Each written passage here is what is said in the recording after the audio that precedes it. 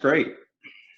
Yeah, so why don't we all get started here? I first want to thank everybody for joining us. My name is Randy Batat. I'm a co-founder and CEO of PreVeil.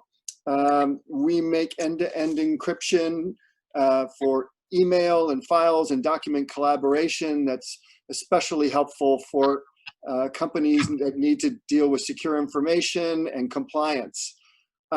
In this webinar here, we're going to talk about technology strategies for CMMC compliance. Not, the general rules and procedures around CMMC, but really the technology platform decisions and trade-offs that many organizations need to make. We've got a really great set of panelists here because we thought we could address this question from three different related perspectives, both not only from a small or medium-sized defense contractor who is making decisions about what to deploy, all the way up to a large prime and how they think about security issues and compliance into their supply chain and vendor base, and especially the queen of CMMC herself, Ms. Katie Arrington. I also will note in kicking off here that we've got a really great set of people attending here. A lot of folks from small and medium-sized companies in the defense industrial base. Also a lot of folks from universities and research labs that are doing work with the defense industry. So, so our panelists, as I said, are Katie Arrington. Katie is the Special Assistant to the Assistant Secretary of Defense for Acquisition for Cyber. In this position, she serves as the central hub and integrator within the Office of the Undersecretary for Defense for Acquisition and Sustainment to align acquisition and cyber strategy.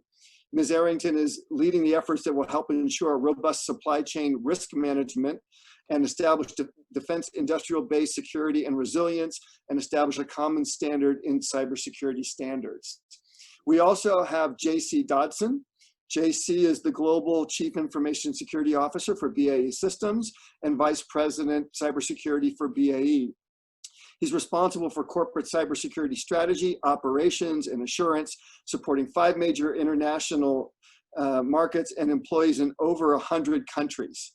He serves in a number of different external roles as well, but notably he's on the board of directors for the National Defense ISAC. And also joining us is Rob Egerton, who's the Chief Strategy Officer and Chief Information Officer at Monroe Engineering, a diversified industrial parts manufacturer and distributor. A subset of Monroe's business units operate within the DIB supply chain. Rob leads the company's corporate IT, cybersecurity, and DoD compliance programs. So here's the agenda for today. We've structured this with some thoughts from each of our panelists. And again, this is around really choosing the fundamental technologies for CMMC, the key platform decisions for security. We'll kick it off with JC's view as a prime contractor, as he looks not only to the security of BAE, but really into his supply base. Then we'll turn it over to Rob for some of his thoughts and considerations as a company that's not only supplying defense contractors, but with other businesses as well. And then we'll turn it over to Katie for her thoughts on the update on CMMC and other strategies. I'll moderate a Q&A after that, and we'll take questions, by text from the audience. And then the last couple of minutes, I'll also just wrap up with just a little overview about PreVeil. So right now, let me turn it to JC and ask for his thoughts on this question.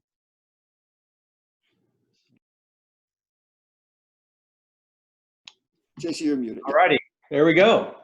Well, thank you, Randy, and thanks everybody for joining us this afternoon or in the morning, depending where you may be.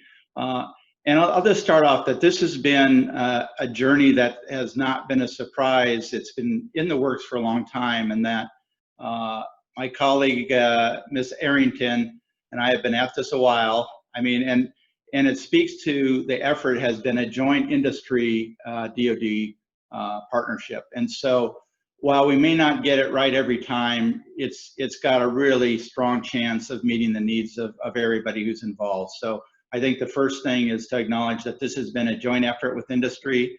I had prior life with the government and have been with industry now nearly 20 years. And this is probably the most collaborative effort to an initiative this size that I've been part of. And so that's important because it means that we're continuing to communicate with each other, and this is just part of it. So what have we really found, and what have we been thinking if I put a primes hat on, and where has this been taking us? You know, most larger companies and the primes have already been investing. For those who aren't aware of the history, around the 2008, 2010 time frame, there were significant issues with the defense industrial base and foreign actors. And so this has really been around for quite a while. But because of that activity, particularly for the large primes, they tended to get a leg up on how this is all coming together. And it was just by a necessity and some of the challenges they had in their networks that they started investments that were a long time in coming. Then a little bit later, say in 2005 or so, we started to see more regulations and requirements coming from our DoD customers. And then fast forwarding into the 2015, 2016 timeframe, we had more direct influence and direction from the customer in the terms of the DFARS and what we know as the 110 controls that came out of 800-171. So this has been a long time coming.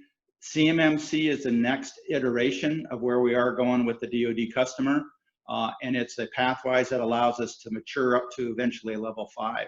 And because of the activities around that, and the challenge to some of our smaller mid-term suppliers, and as well as our academic colleagues at universities that we work with as well. So one of the key challenges has been trying to work with the ecosystem that we have as suppliers, which is small, medium, and academic side universities and FFRDCs as well from the federal side, is get a process together that allows us all to align and bring capabilities of cyber controls to a better place. In February of 2019, we announced a group of companies, BAE Systems, Lockheed, Boeing, Northrop Grumman, and Raytheon, who is now Raytheon Technologies, came together and structured a supply chain task force. And that task force idea was to help really move the ball in terms of what the defense industrial base could do. There's now a much larger effort that's around that task force, and it's actually been structured around what we're calling the Defense Industrial Base Sector Coordinating Council. But out of that, we came with 7 primary tracks of work, and all of them were driven with the goal of minimizing the likelihood and the severity of a cyber breach to any of our contractors or suppliers. The goal is 0, but we know that's a challenging one to meet. But we did come up with a number of objectives, and I just wanted to share a couple of those paths real quick. First and foremost was try and get to a shared assessment model.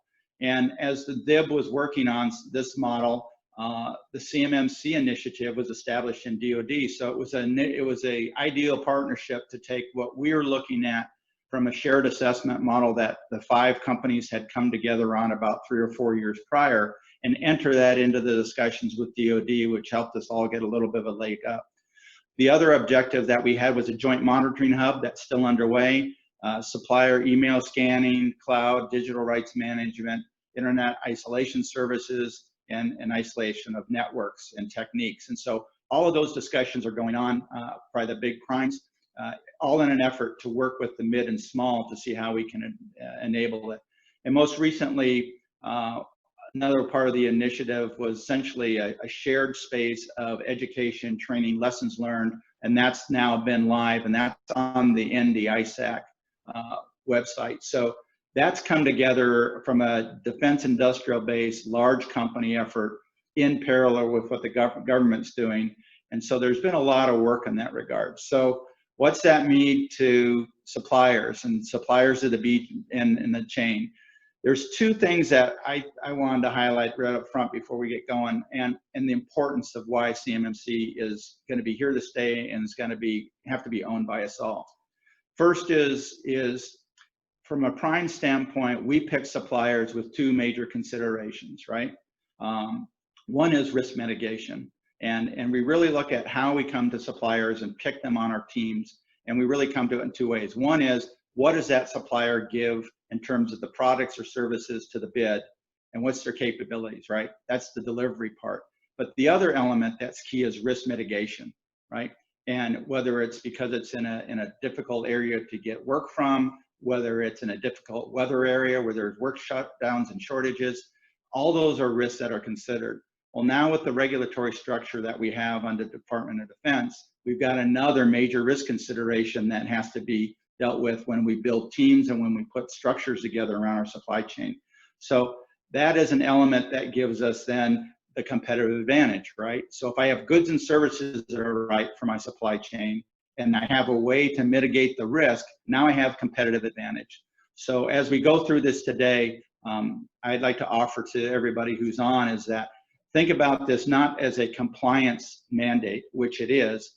Think of it more of a competitive advantage. And there are going to be those that do it right and are going to be advantaged in terms of their opportunities, and there are going to be those who do it wrong, and Darwinian laws will take effect. And companies that do this properly are going to be in a much better competitive position. And with that, I'll turn it back over to Randy. Thanks, JC. I love that, that view of competitive advantage. Gives one a lot to think about. Let me turn next to Rob.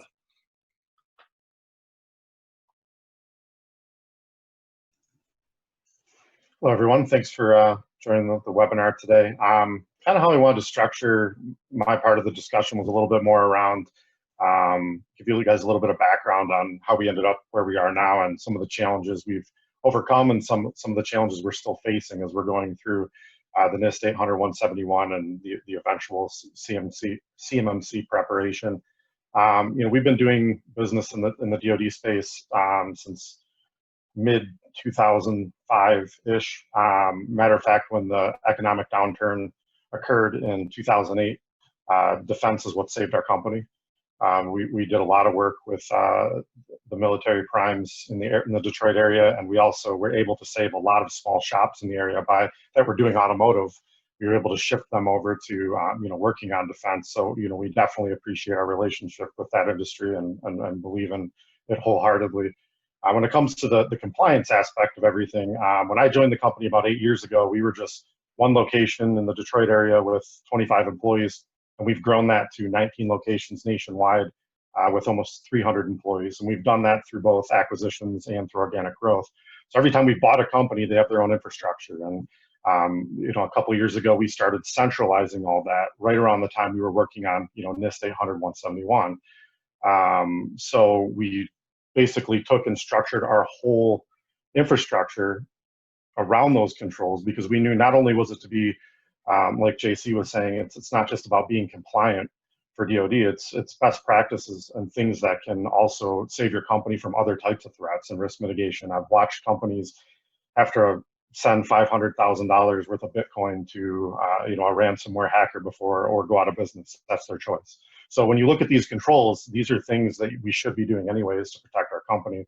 Coming from a small to mid-sized business, it's very important to us, because I look at it as, if I let ransomware in this company and it trashes everything, that's a lot of livelihoods on the line. That's a lot of families. So I mean, I look at it very personally, and so does my management team.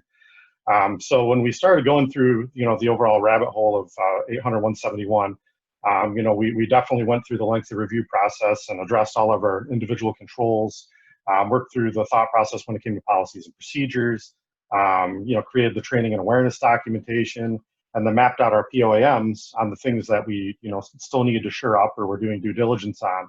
And then CMMC was announced, and at first I was like, oh great, another one. You know, I had this big thick manual of NIST controls that I'm reading, and now I have another thing. But I really liked the overall approach of it, because I'd always said I really wish that someone would just take, you know, the stuff from ITAR and the stuff from DFARS and the stuff from NIST and make it one thing. And now we have that. You know, our company never took the approach of, hey, I'll just make the spreadsheet and do my documentation and I'll make everything a POAM so I'm on paper compliant. But I know that there's companies out there that are probably doing that, hence the reason why CMMC needed to be birthed. So as I reflect back kind of over the last 3 years, going through everything I just mentioned, and then going through the preparation for CMMC, we're shooting for level 3. And to do that, I put together some different, like my top 5 challenges that we've either faced or we are currently facing. The first is the fear and lack of understanding of what's really involved in NIST 800-171 and CMMC from a compliance standpoint, and how you actually measure up as a business. So as many of you probably agree, if you've looked at the NIST controls, unfortunately, there's a lot of gray area and things that are left up to interpretation. And I know and understand that everyone's on a different infrastructure, so there needs to be flexibility. But it also, come audit day, depends on what type of auditor you get and whether he is going to agree with what your interpretation of the control was. So, there was, a lot of challenges, I think, there, just making sure that we're understanding each control individually. And then, as I mentioned, we're shooting for the level 3, so that's the 110 NIST controls, and then with the additional 20 CMMC controls. So my advice for everyone out there that's kind of feeling that way from a small to mid-sized business is, first and foremost, don't panic. Second, you're not going through this alone. There's a lot of resources. I mean, the people that are on this webinar aren't doing it just for fun. Like, we all believe in this and want to help each other. There's a lot of online resources that can lead to great relationships, from the GovIT and the NIST Reddit to the Discord channel that's on there as well. I mean, there's hundreds of people, thousands of people that we're all working on this together and facing different challenges and posting questions and getting responses from people in different expertise areas. So don't think you're all by yourself. The other part of that is niche matters. When it comes to actual hardware and software infrastructure solutions, any consultant out there or software developer is going to tell you that they're checking the boxes, but unfortunately, as you'll come to find out as you're doing due diligence and identifying your solutions, you're going to come to find that most of these people have no idea what NIST is, no idea what CMMC is, and you really need to focus on finding partners and platforms that are focusing on defense compliance and live in those trenches. For example, out of the 300 users that I have, we do a lot of business outside of defense, so maybe only 75 of them are going to interact with CUI. So when I was looking for a solution to be able to not have to put my entire company on GCC High, which would be extremely expensive, that's how I came across PreVeil. That was after, obviously ruling out Google Drive and OneDrive and, looking at Box.com and even some self-hosted solutions. Most of these companies are going to market that they do defense compliance online to pretty much everybody. But at the end of the day, you have to do your due diligence and make sure you're finding partners. And because these partners that are knowledgeable are going to help you in other areas. Like, just through PreVeil alone, I've met so many other reliable consultants in the defense space and other solutions that I needed to check off some of the other boxes I was focusing on. Some of the other challenges we had was, what's it going to cost me and who's going to pay? You have the initial implementation, you have the management or the managing and the ongoing maintenance of actually running some of these software platforms you put in place. Like, if you put an SIEM platform in place, who's going to monitor that? Is that an internal person that has bandwidth? Do you need to now go hire someone? Are you going to farm that out to a third party? Some things to think about there. And then there's the NIST's ability to have a POAM versus CMMC not having the ability to have a POAM. And a POAM, for those of you who don't know, is a plan of action, a milestone. So in NIST, if you're not compliant to a control, you can have a plan of action or a plan of attack, and you can say, I don't have maybe the software platform in place that can address this right now, but I've put this policy in place that's going to essentially get as close to I can of that outcome. But by such and such quarter of this year, I will have that identified and implemented. Whereas with CMMC, there is no gray area. You're either this is implemented or this is not. So the POAM allowed us to do a little bit more planning and budgeting and things like that from a small to mid-sized business perspective. But without that, it does provide some additional challenges. But we are, we're working around that, and the 5-year rollout definitely allows us to have a little bit more flexibility on that. And I know I'm taking up a little bit, probably too much time, but the other two were, do the solutions that I have already put in place, are they compliant, or the ones I'm about to put in place, are they compliant? Because if I'm not thinking about the big picture, I'm going to spend money on solutions, whether it's network hardware or software platforms, and then later find out they're not, and I have to go spend money again. So it's, it's definitely something to think about. And then the last one was just supplier flow down.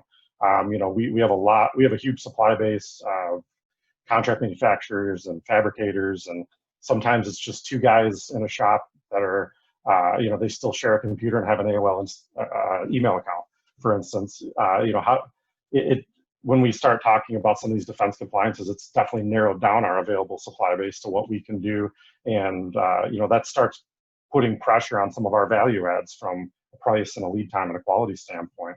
So these are all just some things to consider. And I have more line items for all those. So if anyone has any questions, feel free to ask. That's pretty much all I had for now. Thanks, Rob, and thanks for the kind words. Katie, I saw you nodding at some of the things that JC and Rob were talking about. Love to hear your thoughts. Well, thank you all for being here today. JC, thank you for the sweet, kind words. The first time I met JC, it was like two kindred souls had met each other after many, many, many, many years, about how we felt about security, right? Those of us on the call today, the security flag, like our geek, freak security flag finally has somebody going, yeah, that matters. It really matters. And Rob, I'm sorry, I do appreciate what you were saying is coming from industry. One of the big, catapults or catalysts to get me to come into the department to do this was the challenges that small businesses specifically have when it comes to getting to do work at the DoD. And I don't believe anyone out there, between the universities to support us in our innovation and research and development, to people like you and companies that provide the actual meat and potatoes of what we are in the industrial base, want to do anything to harm the network, to harm our capability. Because at the end of the day, when, I've talked to, this is my third webinar today, spoke earlier, that this is not like there's a black hole somewhere of funds that lives, and we just go to it in the Department of Defense. This is your tax dollars, what you earn, and how we use it to best protect the nation, democracy, freedom, capitalism, all those beautiful things we've got to work together to protect. And, and JC and Rob both mentioned there were a bazillion different reasons why we needed to do the CMMC. It actually started, lo and behold, I did not know this. I've recently been in contact with Mr. Lentz, who, was the CISO. I'm the Chief Information Security Officer for A&S. He was for AT&L. And he started a maturity model in 2012, and that ended up morphing into, the NIST going from 53 to 171, and the executive order that catapulted it. So this is not new. This has been a long time in coming. But Rob, you're exactly right on one of the things that you said about the NIST. It is pejorative, right? It's based on who is in front of that, computer screen, that terminal at that time, how they're viewing the network, and those POAMs. And the challenges with the POAMs, our adversary is sailing through them. And sadly, in our it's not sadly, I use that word incorrectly. We're so transparent that our adversaries know where our holes are, and we needed to do something to change the game. The biggest thing that I can say of everything that we've been through is trust but verify, right? We got to trust each other, but we have to verify that we know what we're talking about. And the CMMC is to do that. It's not to put businesses out. It's actually to support them, to really write the cost of security, to make sure that you're able to put that into your rate, and that we're really getting the juice for the squeeze as far as our dollars, because if they're our dollars, it's our taxes. For the universities, this is one of the things that Dr. Griffin at R&E said, if you do this, you're going to stifle innovation. Well, the university's IP is in the student. It's in that doctoral candidate. And if we're not teaching basic cyber hygiene and requiring it, it's, you know, we have to learn by example.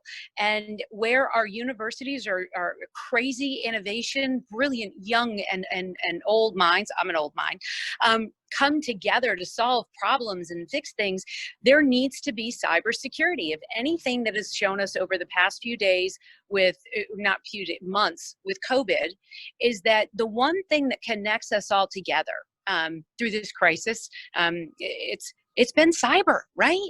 How have we been able to stay afloat as a nation, as our economy? You know, you go down to that human interaction level, and you think about those people who their last moments on this earth were spent on a FaceTime with their family members because they couldn't interact with them. And if we didn't have cyber, that wouldn't be available. So we need to think about this as one of those building blocks that we absolutely share the risk. And it's like driving. We all drive on highways, and we have to have an understanding. We trust you're a good driver. We just need to validate it with insurance rates and an assessment before you get behind the wheel of a car. And CMMC is just that. It's not meant to hurt anybody. It's really just to level set, make the barrier to entry equal for all, and get you positioned to protect yourself. Rob, you made one really good point on top of another in your statement. But one that really resonated with me was about how you position resources. And if you're going to do this, are you going to do it organically? Are you going to outsource? Are you going to use cybersecurity as a service products, or are you going to create them on your own? And one of the big things about the CMMC is understanding that that is a real thing for small businesses.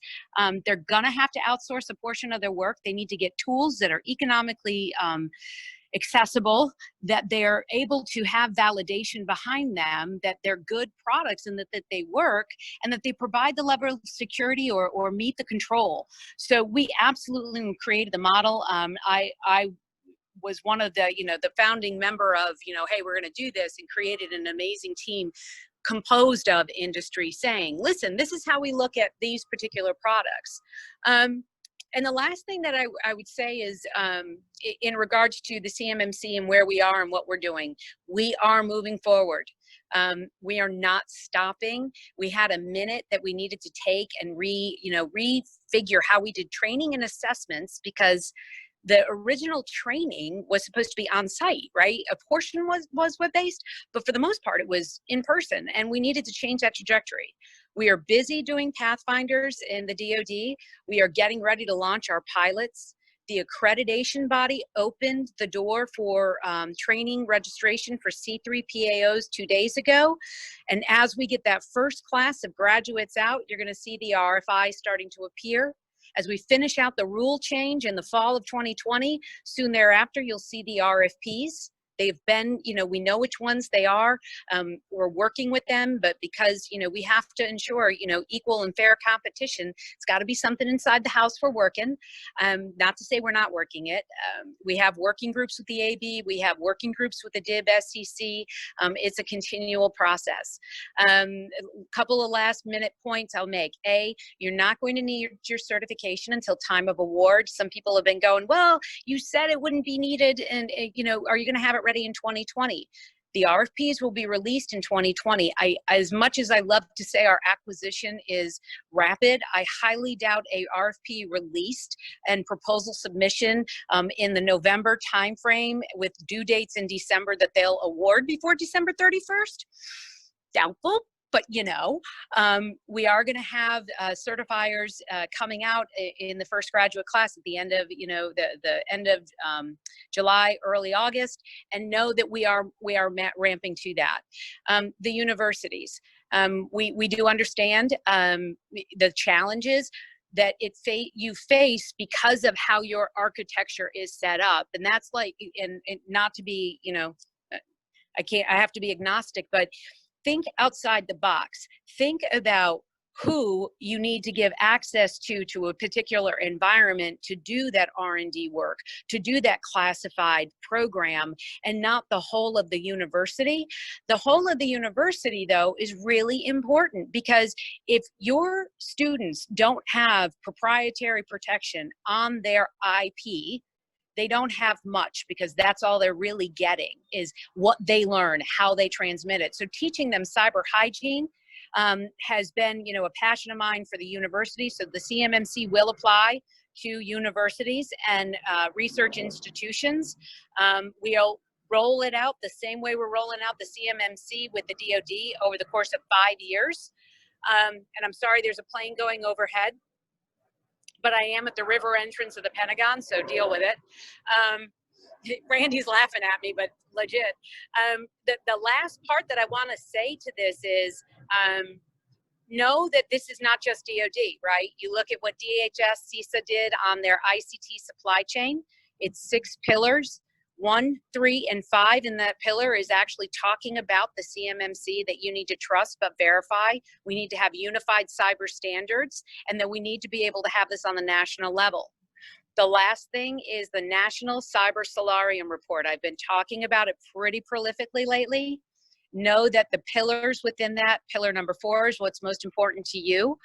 It's about how the whole of government and the whole of the United States approaches cybersecurity. They call out that there needs to be a national cyber certification program. They actually call out specifically it needs to be built on the premise of CMMC.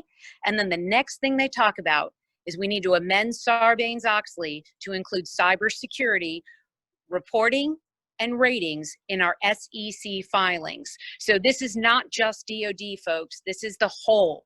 And it's, you know, as we move forward in these crazy times, how your company's postured for security, cybersecurity being one of those components, is going to matter on the bottom line. Because ultimately, and like I've spoken, and if you've heard me speak, World War II changed the way that we globally manufactured weapon systems. We started out after World War II and we created the Mills spec, which determined quality and safety standards for our production of weapon systems. We knew clearly we weren't going to do it on our own after World War II, that we needed NATO partners to assist us, allied partners. They created at the same time something called the NATO spec.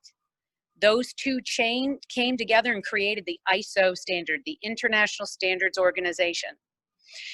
And the DoD led the charge in changing the world because we are innovative. We lean in. We're always finding new and innovative technologies. I say, there have been a couple of events where I've said, it's not hard for our adversaries to, try and get ahead of our technology. All they've done is built on top of it. I don't think China is really that great of software developers. I think they're really good at building on top of our hard work and what we do. And I want to thwart that. I want to buy down the risk and buy up the uncertainty that the adversary can do that. And then you look at, so World War II changed how globally we looked at manufacturing. And then you look at the events of 9/11, those horrific events of 9/11. Now, that wasn't the first terrorist attack within the world, but when it happens to us, the world changed. After 9/11, we changed fundamentally how we transported humans and product globally. We changed because the US said, this is our standard, this is what we're doing, and the world acquiesced. And then you look at COVID. And I spoke frequently about there are no coincidences.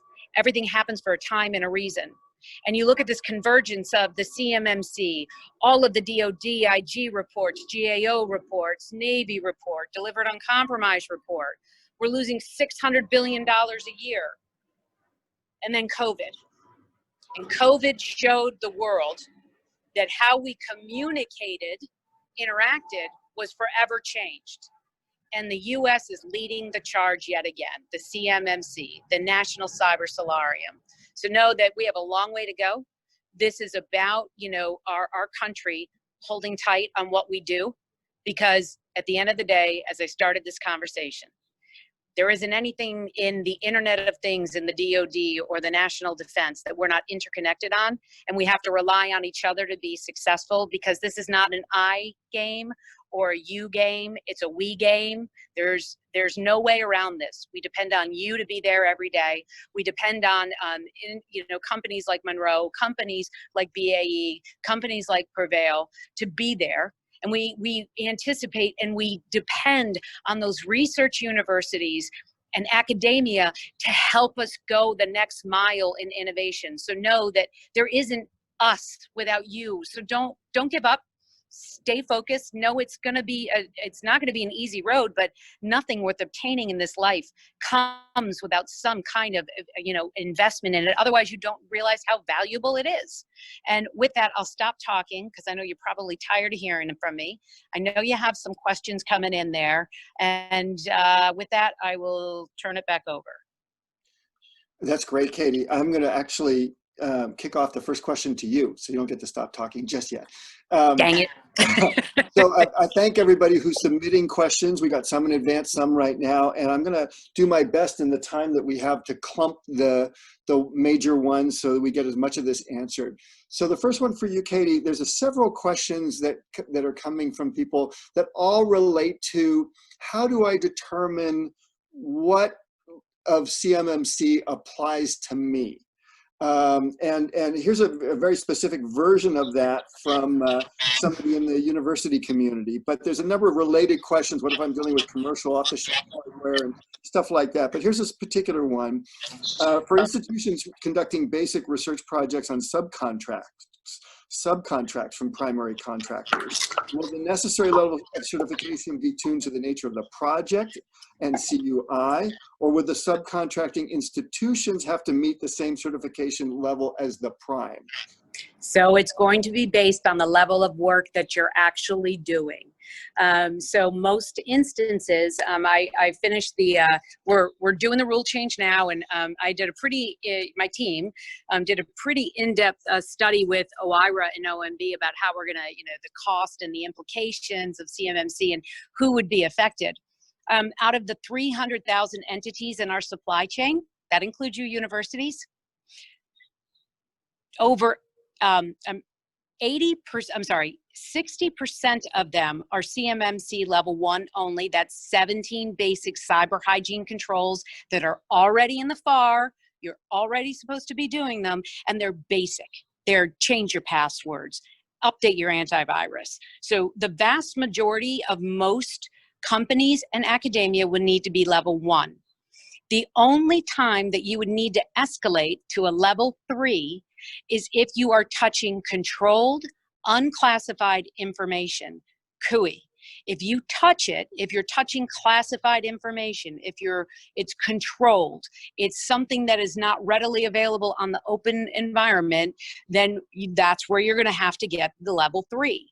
But no, if you currently have the DFAR clause in your contract, DFAR clause 252.204.7012, you're at level 3 now. You should be. You're testing.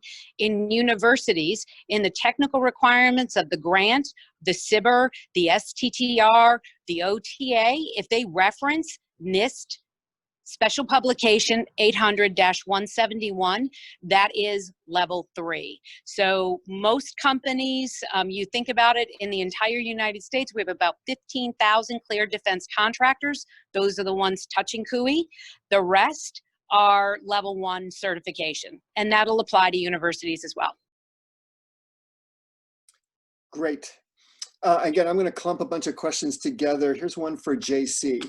Can you talk a little bit about, again, I'm bundling things together here, but about what you feel is your role as a prime versus the role of your subs? And, some have asked, like, oh, are you going to make, financial sponsorship for compliance, or just in general talk about, how you see the roles across the supply chain? Yeah, sure. This is a really great question because I think it's still somewhat unsettled in many ways. So I can tell you that the government, and Katie will emphasize this, I'm sure, if you're a prime or an upper tier supplier, the government is holding the prime and the upper tier suppliers responsible for delivering secure products and services and not losing their stuff, not losing their data. And so there's clearly an expectation by our customers that they start at the top of the supply chain, and whether it's supplier 1 or supplier 300, that number, the buck stops at the prime. Now, if I put my prime hat on, I am all for that if I know where my gaps are. And I think that's where our challenge is as primes, is that we and sometimes don't know the full supply chain. So there's efforts going on now of how to illuminate that supply chain and make sure that if the primes are given accountability, that they have visibility, right? So what's that mean for relations with suppliers? I think it goes from the whole spectrum of get your CMMC certification and I'll work with you, to you're a strategic supplier, you're critical to my business, I'm critical to your business, let's work together and try and figure out how we can help you get to a position where your risk is brought down and you remain part of our team. So I think Can I add on top of that? Oh, please, Katie. Yeah, please. So one of the things that we've definitely seen a good number of primes doing is creating environments that the smalls can go into versus having to create them on their own. And we are going to accept that. You know, if that's how the prime and the sub work that requirement of the contract out, we need to accept that and build on that, because there are a lot of times, you know, where you're going to have a really unique provider. You might be hiring the sub for the individual and the experience that they have, and providing the environment that they can go into to work in a safe and secure environment is more important than anything in the contract, right? So we see that happening already. And then the next thing that, you know, to JC's point, you know, that supply chain challenge is something that everybody is facing. And that's why when people have come back and pushed back on me about, you know, hey, do I really need the CMMC? Well, you may not think that you're important today, but understand when the prime looks at it, you sure as heck are.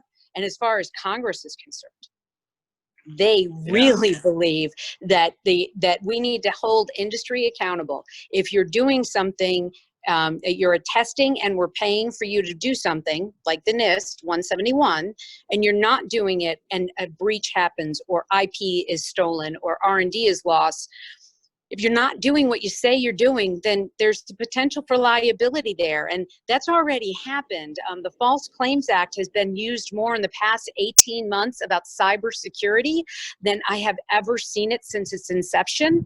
And when you're attesting that you're doing something, that you have a POAM on the NIST today, and you had a POAM that you were going to impart this requirement, this control by X day, and this is the way you were doing it, and you knowingly don't do it because, you know, you don't have the money, the government has moved out and has actually let lawsuits happen, and the Ninth Circuit Court has upheld now 6 where the prime have been held accountable and fined.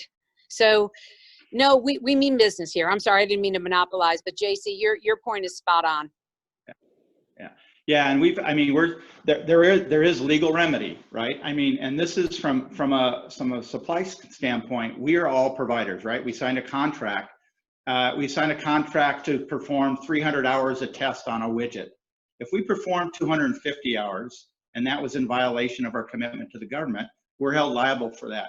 So there are legal litigative issues associated with these regulations that are being born, and we're seeing them now, and basically case law is being made against some of these requirements.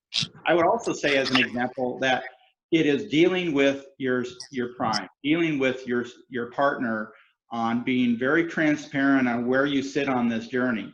And if you can't get there, there's lots of other options, right? And I can just tell you right now that, you know, we've got a small company of about 18 people, and they all have BAE Systems laptops, and that's how they're running the program, right? They do some commercial work, they do some defense work, they do some international work, right? And rather than trying to carve out a whole environment for them, they're issued laptops. They come out through our security stack, and everything is done just like they're an extension of our network, as an example. So there's a lot of creativity, and I think Katie hit it earlier as well as Rob.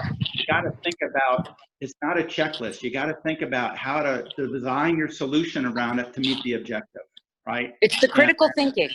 It's all about critical thinking. Why do you need two-factor authentication? Why would you need end-to-end encryption? And I have to tell you, as a big company globally, as we have to apply these types of different controls, we have folks in our environment, and I'm just literally was on a meeting this morning. Our culture is not where it needs to be in our engineering and our technical staff. We do not have enough critical thinking at all of our levels yet. So don't think you're alone as a supplier, right? We have a person that says, just tell me what to do. Well, it's a maturity model. That's what we're trying to get away from. We really need to drive it. So we talk about the controls, but I would just offer one of my prime roles right now on rolling this out is more about culture and building critical thinking into our engineers and our designers and our folks that are touching the technology than it is, monitoring, right? So that's another piece that sits underneath it. And that's really where you want to move your company from a culture standpoint. And JC, I couldn't, and I'll say Rob used critical thinking about when he was developing his, that has been, you use the word that is the most important part to this whole conversation, and that's culture. Culturally in the department, we put cost, schedule, and performance ahead of security for so many years. And we are making that cultural shift with industry to make security foundational. We've rewrote the 5000 series to bake security in at every level. We have a cyber resilient KPP, but it's not just culturally within our industry. I mean, even inside the building, that's a huge cultural change for the engineers when they're struggling of, hey, I've got to meet the delivery day and I can't, stop to get this encryption. You have to stop to get the encryption. And we need to be, aware of how security impacts the long range, the critical thinking about you have to do it today so that it's there 20 years from now and capable and the technology is used. I'm sorry, I'll get off my bully pulpit. I just wanted to mention one thing too from the small to mid-sized perspective. Like I love, JC, what you're talking about, about the transparency across the board. I would even love to go as far as see the ability for IT representation from a sub to be able to talk to IT representation at a prime, because we ran into a situation a couple months ago, kind of touching on Katie's comment, where we had a prime that that created a spreadsheet for our quality team that had CUI embedded into tabs. It's how they were kind of tracking some of the stuff. And they're on GCC High and in this great environment, they want us to email the spreadsheet to a group email address. No, I'm not going to do that. And my guy said, well, it's due today. I said, I don't care. Tell the person to call me. I'm not doing that. Our policy states, because we're currently on a Gmail environment, we do not do that. Until we're moving to a different environment. But as of right now, this is the policy. And, we offered up the PreVeil solution because it's very simple to be able to install on another machine.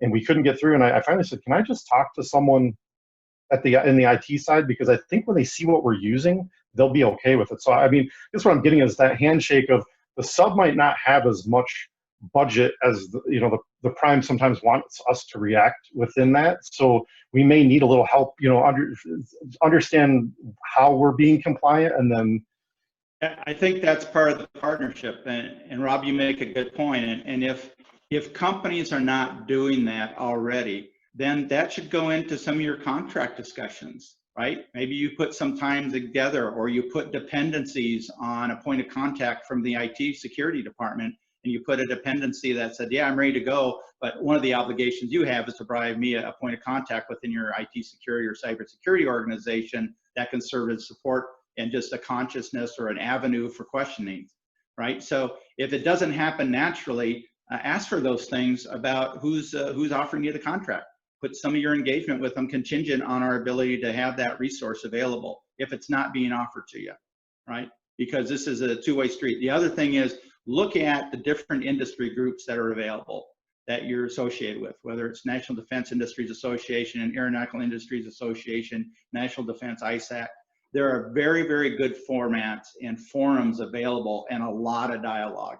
And so one of the things that we try and do is accumulate a lot of questions across the defense industrial base and then throw them at Katie, and say, hey, these are kind of the big questions that we're getting from small to mid to large. And this question is one that keeps coming up. And they've been great about trying to address it through their frequently asked questions or other forums. And so if people are asking questions, get them out there and get among the colleagues, because nobody has a monopoly on this thing right now. And we're getting to better and getting wiser together, which is why these forums like this are really, really good. Because I get informed from the questions you guys are asking, and it makes me rethink about some things in a different way. The dialogue is really great. We have a ton of questions, but we're obviously not going to be able to get to all of them. But in your dialogue, you've actually addressed a bunch of ones that have come up. So, so I really appreciate that. One last one for you, Katie. I've heard you touch on, you mentioned end-to-end encryption, and in other forms, I've heard you mention ITAR as well as CMMC. How do you connect all these things together? So it's going to be a multitude of products that we need to think outside the box. People, innovation, technology, it's changing. You know, yes, we're going to do reciprocity on FedRAMP. Is that the end all be all? I don't think so. I think that CSPs are phenomenal. I think that, you know, the storage of the data and, you know, aisle 4, you know, from 2 to 4, there's about 12 deltas moving, you know, to aisle 4. But know that that's, you know, what Rob was saying about sending data. We need to think about, and especially in the times of COVID, how can you get smart about using your architecture, your enterprise, and being able to reach out from within it to function, but maintain security. So I think that you're going to see a tremendous amount happen as the CMMC rolls out. You look at some of the ITAR changes, you know, about what they're allowed to do with databases offshore. That's huge. You know, it's understanding that we're going to need tools to help us through this.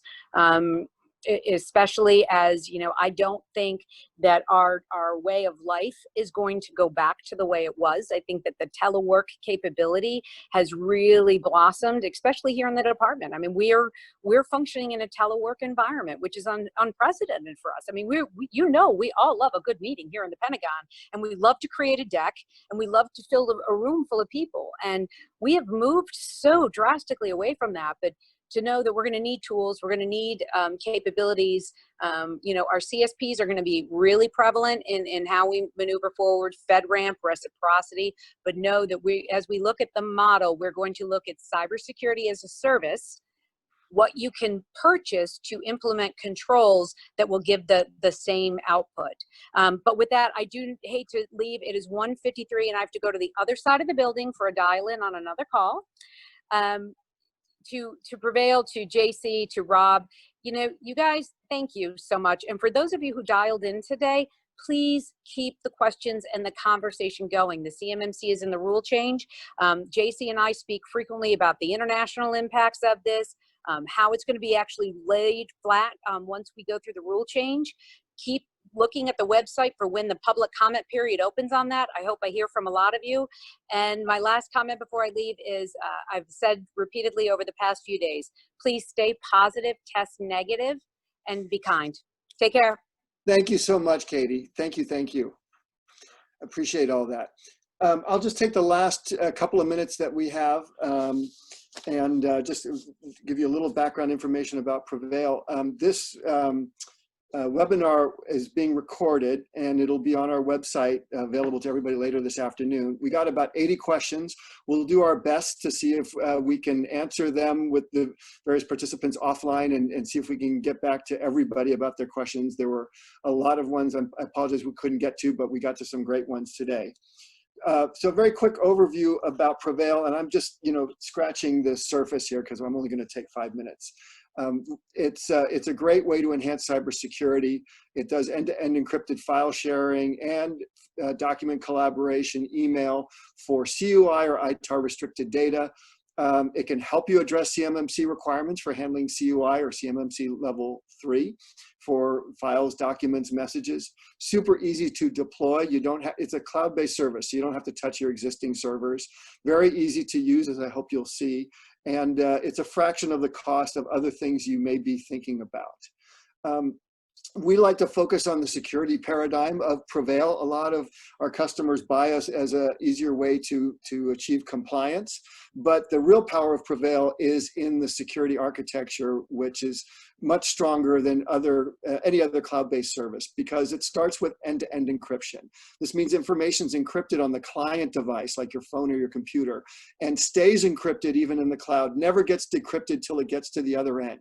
This means that an attacker can attack the cloud all they want, and they'll only get gibberish. Almost every other cloud service out there has, the cloud server has the access to your data. So end-to-end encryption is just super powerful.